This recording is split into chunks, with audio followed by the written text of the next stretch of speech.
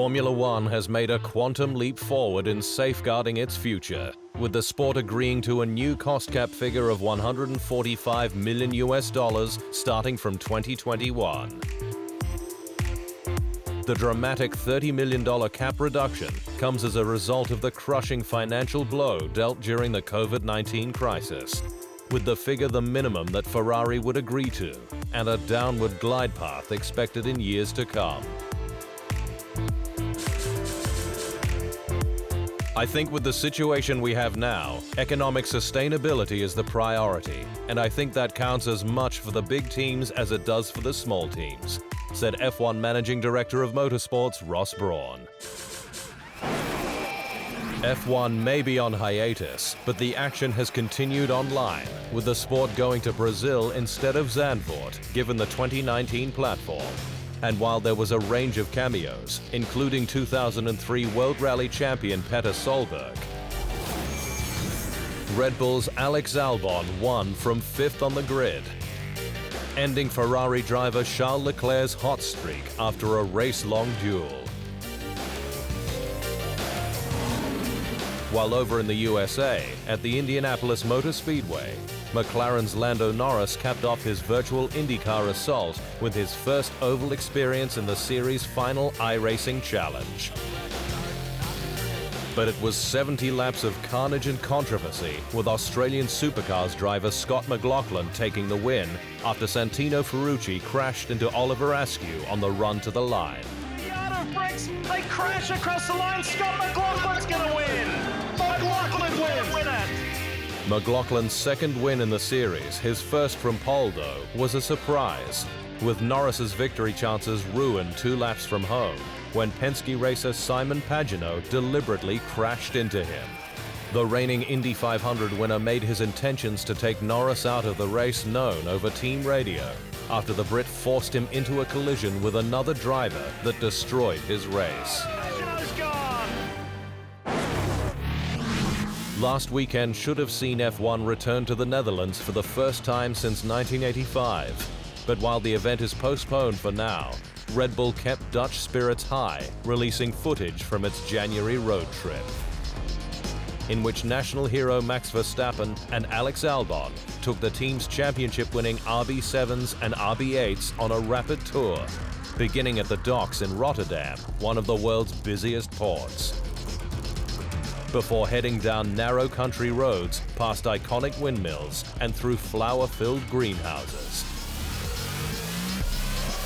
The pair then drove onto the cobbled streets of The Hague, home of the International Court of Justice, where they were overtaken by former Dutch F1 driver Robert Doornbos, before arriving in Zandvoort, where 2018 Motocross Grand Prix world champion Jeffrey Herlings dropped in for a beach drag.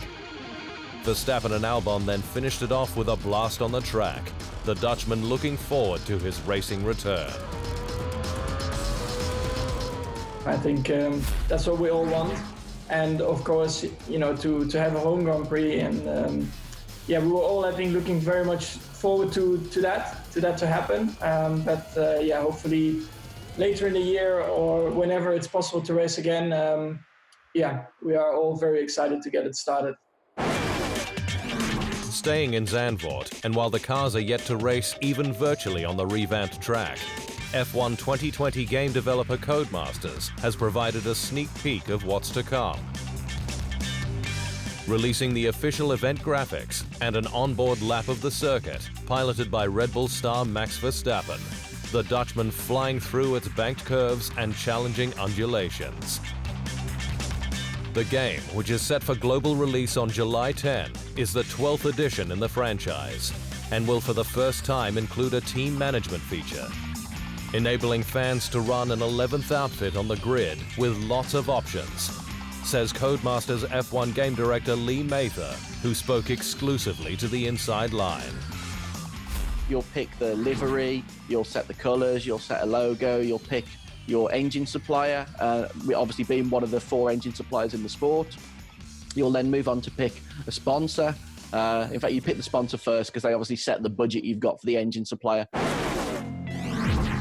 Ferrari's staff remain hard at work producing respirator valves and fittings for protective masks to support healthcare workers treating patients with COVID-19. But it's not the Scuderia's only assistance. With Top Gun Charles Leclerc doing volunteer work for the Monaco Red Cross, including meal deliveries to other volunteers and the elderly, and transport of equipment to the Princess Grace Hospital Centre. Leclerc has also been racing online in order to raise money for the World Health Organization's COVID-19 Response Fund. Austria's Red Bull Ring was confirmed late last month as the tentative opening destination for F1's 2020 season, with lights out behind closed doors on July 5. But more European circuits are keen to join the schedule, with F1 set to remain on the continent in July and August before moving on to Eurasia and Asia in September and October. The championship then flies to the Americas with the Persian Gulf in December. And iconic British track Silverstone, Germany's Hockenheimring, Hungary, and Spain's Circuit de Barcelona-Catalunya have all confirmed they are talking to the sport, with the Montmello facility only needing a few weeks' notice.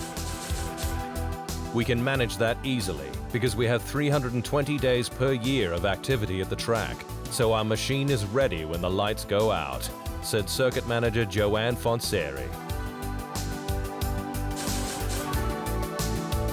France's Circuit Paul Ricard, however, once thought as a solid option for multiple races, given its ability to run different configurations, won't be on the calendar, with the organizers calling off the race just before France banned all sporting events, including behind closed doors, until September.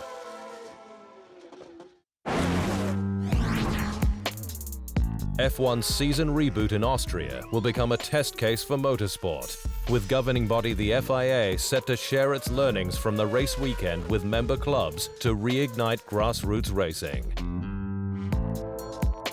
F1 has given the green light to a Red Bull Ring start in early July, with a safe biosphere set to be created for competitors. But details on safety, logistics, and operations continue to be discussed. The outcomes from which FIA President Jean Todt hopes will kickstart racing as the world continues to recover from COVID-19. Regarding our championships, our aim is to resume them as soon as possible, whilst protecting the health of the people involved in the organization and in keeping with the instructions of the competent authorities. Staying with the FIA, which has again sought to keep the sport's costs down by further extending the team shutdown period from 35 to 63 days, which for some will mean hibernation until June, as the grid continues to battle the financial challenges of the COVID-19 crisis. For power unit manufacturers, the shutdown extends from 35 to 49 days, with both teams and the engine manufacturers able to work on long lead projects remotely after a specified time.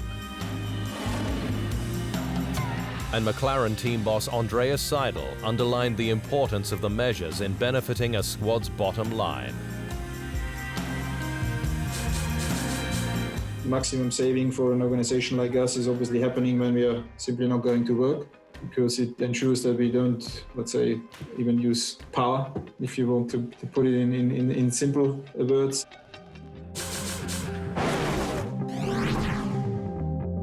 Racing Point courted plenty of controversy in pre-season testing, with its all-new RP20 seemingly a near-perfect tracing point copy of 2019's F1 World Championship winning Mercedes W10.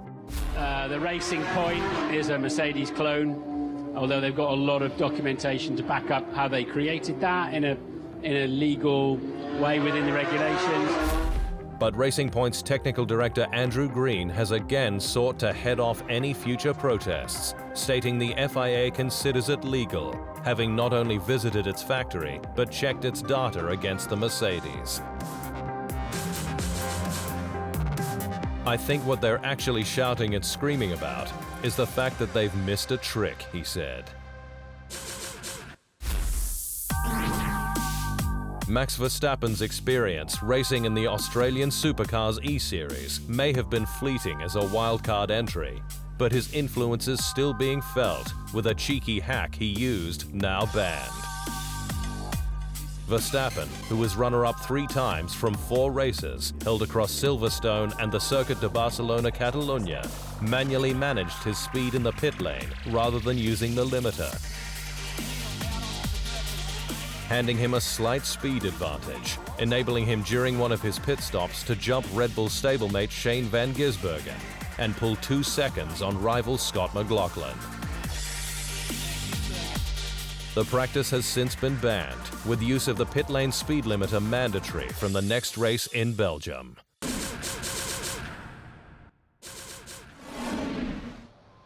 Thanks for watching. To stay up to speed on all things Formula One, make sure you hit the subscribe button.